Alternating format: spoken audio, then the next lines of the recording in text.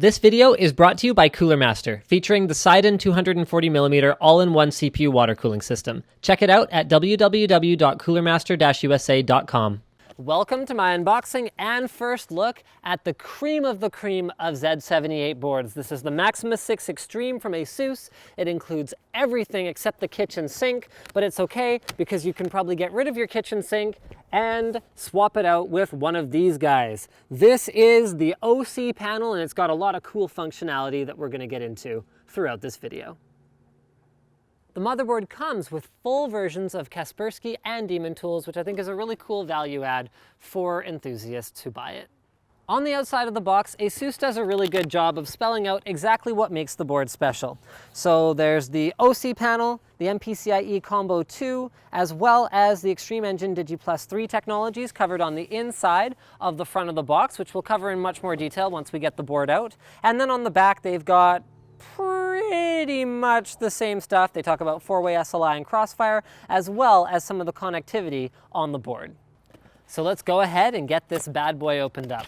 Now, the Extreme board is positioned more for overclockers than specifically for gamers. So you're gonna find some of the features and some of the places where ASUS has spent a lot of time and a lot of money developing this board are more beneficial to those guys who are looking to push for every last megahertz of frequency on their CPU, and not so much towards guys who are just gonna kind of dial it into a safe setting and leave it there. Which isn't to say that it won't have safe profiles, it's just, you don't get things like a more advanced separated part of the PCB for your audio solution like you do on a formula grade board with the Extreme. So let's go ahead and open up the box of accessories, of which there are many.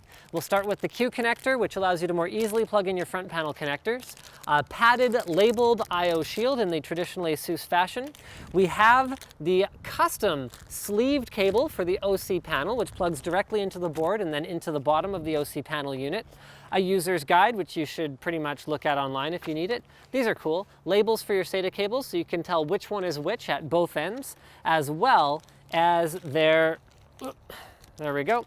For ROG Connect, they've got a USB A to A cable, so if you don't want to use the OC panel, then you can actually plug into a separate computer like a laptop and control settings from there. 3-way SLI bridge, 4-way SLI bridge, 2-way SLI bridge, all black, all matte, all gorgeous, and finally a Crossfire bridge that is in the same style. Now this is really nice, check this out. Republic of Gamers decal for your case that, unlike most case decals, actually has some heft to it and feels solid, and attaches with a magnet so that it's not a one-time use thing. We have the MPCIe Combo port, MPCIe Combo 2 module that sits on the MPCIe port at the top of the board. More on that in a moment. It has both Wi-Fi dual band AC as well as Bluetooth 4.0 built in. 8 SATA 3 6 gigabit per second cables, which crazily, oh no, 10, there you go. You got enough for every single port on the board. And finally, an external magnetic antenna for the built-in AC wireless. Last but not least, we have a 5¼ bay adapter for the OC panel itself, so you can put the LCD in the front of your case if you don't want to have a little separate thing sitting next to you, or you're not operating on an open test bench. Which leads us to our second black box. The first thing we see inside of which is the OC panel. Now, the OC panel can work in a number of different ways, and I'll start with one of the most basic things, and that is the fact that this LCD can tilt up so that it can be mounted in that 5¼ adapter that I showed you before, giving you access to things like your level up button, which turns your overclock on and off with a hardware switch here, power button, fan control, and all kinds of other cool functionality that can be enabled with this device. We'll get into more depth with it once we've had a chance to be hands-on and really play with it when we're doing our Haswell overclocking guide. So stay tuned for that, guys. It's going to be awesome. The other way to use it is sitting on your desk, popped out like this, where it looks a lot like how many guys would have a multimeter or something like a temperature sensor sitting next to them while they're overclocking. Speaking of temperature sensors, this is very cool. It actually uses their Sub-Zero Sense technology, is what they're calling it, to detect temperatures that are as low as liquid nitrogen. So this is suitable not only for making changes to your clock speeds or whatever else, but also for actually monitoring those. So it's a serious tool meant for people who are actually at the top of the field in terms of overclocking. And Extreme Mode has other cool stuff about it, like VGA Hotwire, which allows you to actually directly overvolt supported ASUS graphics cards with this unit as well. And I mean, there's all this cool stuff here too. Check this out. So inside here, you've also got a SATA power in addition to the data, which allows you to hook up some 4-pin PWM fans that you can run off the OC panel itself, as well as control things like slow mode. What slow mode does is sometimes liquid nitrogen overclockers don't want the PC to boot up as fast as possible, so slow mode is there for that pretty much more than anything else, as well as some other really cool things in here, including, there you go, direct voltage checkpoints that are, again, built into the board, but also built into the OC panel itself. Not everybody needs that functionality though. I got briefed on this thing by Andre Yang himself, and so what he did is he helped design it. If you guys know overclocking, I hope you've heard of Andre Yang.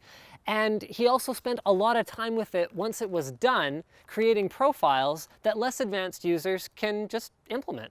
So all you really have to do is go, okay, well, I want to be able to, monitor my fans and monitor my temperatures and make small tuning adjustments by pressing the buttons on it, and that's all fine and good and cool. But at the end of the day, maybe what I end up doing is plugging in one of Andre Yang's profiles and going at it from there. So it has a more basic mode available to you as well. Which leads us to the board itself. Now, the first thing I noticed about it might seem weird to you, but that's that it's in a standard ATX form factor this time around. No extra width, which we do normally see on the extreme level boards. Next up, and I mean, this is, okay, overclockers are always looking at what has ASUS done in terms of power delivery to make it so you can eke every last bit out of the CPU. So we see something we've seen for a couple generations now, and that's dual CPU power connectors, in this case an 8-pin and a 4-pin, and we also see a completely redesigned voltage delivery system. We've got their super premium 10K black metallic solid state capacitors that ASUS figures are good for up to 5 times the lifetime of what you'd see from a typical cap, and are capable of operating at up to 20% higher temperature tolerances. But that's not the only thing that's optimized temperature-wise here. The NextFET MOSFETs operate at 90% efficiency, meaning very little power is lost to heat, and their Blackwing chokes, due to the design of the wing on them, are able to operate up to 3 to 5 degrees cooler. So the idea is that while it's completely overbuilt in terms of how much power it can deliver to the CPU, it is not sacrificing any of the efficiency and cool operation that you would want from the power delivery system. Now, the CPU socket itself is an LGA 1150 socket supporting the latest 4th generation Intel Core series processors, codenamed Haswell, and over here you're going to find 4 DDR3 dual channel memory slots. Now, something notable about Haswell is that much higher frequencies of DDR3 are supported. However, once you start to overclock the CPU, the DDR3 2800 megahertz to 3 gigahertz speeds that you'll typically get on a good Haswell chip are going to start to go down to the point where once you're overclocking the CPU to the max, your RAM overclocking options are going to be somewhat more limited. Up in the top right, we've got a post LED next to, this is pretty cool, so ASUS has built a custom 3-pin / 4-pin / whatever the heck this thing is, CPU fan header. So what it does is it actually has a separate little sensor in there that tells the motherboard whether you're using a 3-pin or a 4-pin fan, and then will adjust the way that it controls your CPU fan profile accordingly without any intervention from the user. Very, very cool. Also up here at the top right, we've got one of those slow mode buttons that's built directly into the board if you're not using the OC panel. Start and reset switches built in on board. More voltage checkpoints for pretty much everything you could imagine, so you can use your high-end multimeter to check all that stuff. I love this feature, guys. Dip switches for turning on and off individual PCI Express slots on the board, especially once you've got a bunch of water-cooled GPUs in there. Diagnosing a problem with a graphics card can be an absolute nightmare. So being able to turn them off one at a time to figure out which one's causing the issue without taking the cards physically out is awesome.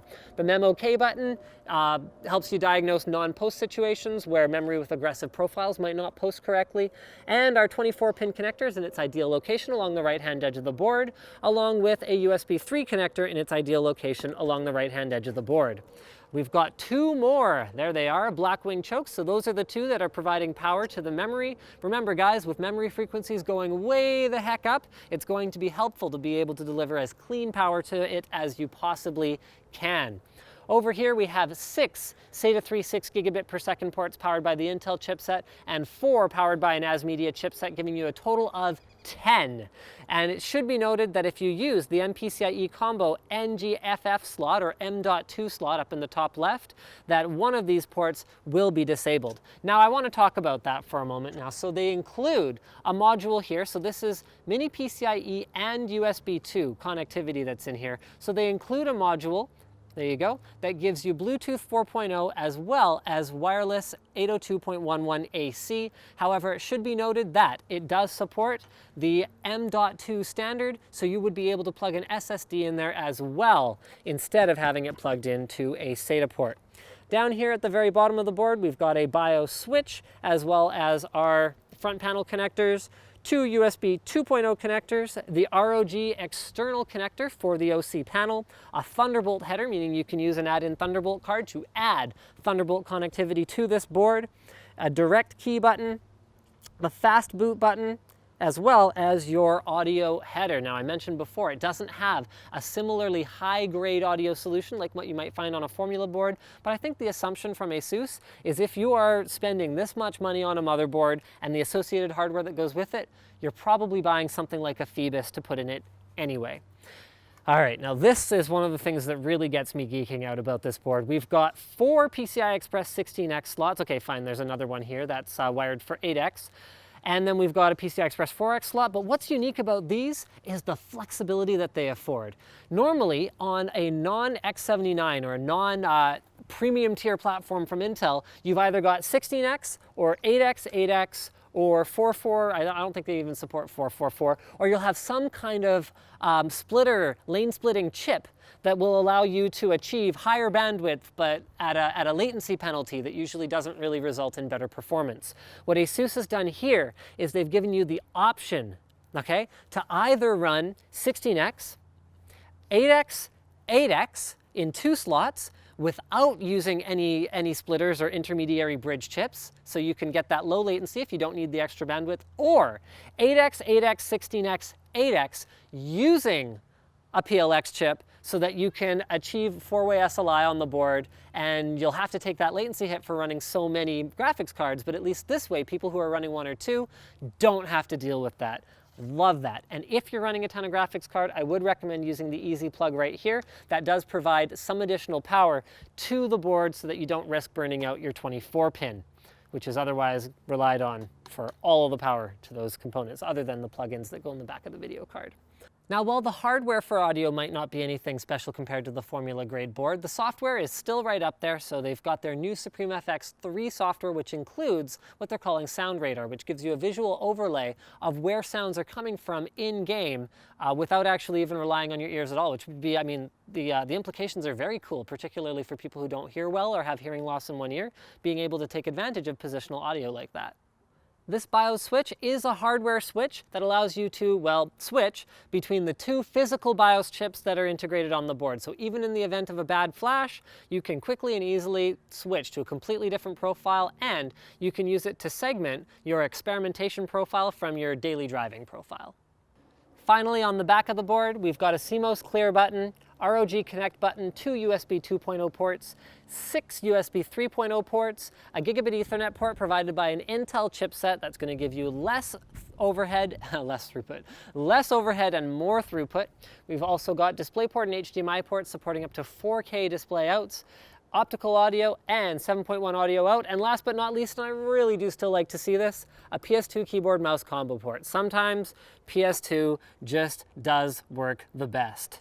On the back of the board, we've got a couple more coolers for the MOSFETs, and that is pretty much all she wrote about the Maximus VI Extreme. Guys, tune in for our overclocking guide on Haswell, which is going to feature this board and the OC panel. Do like the video, do share the video, and as always, don't forget to subscribe to Linus Tech Tips for more unboxings, reviews, and other computer videos.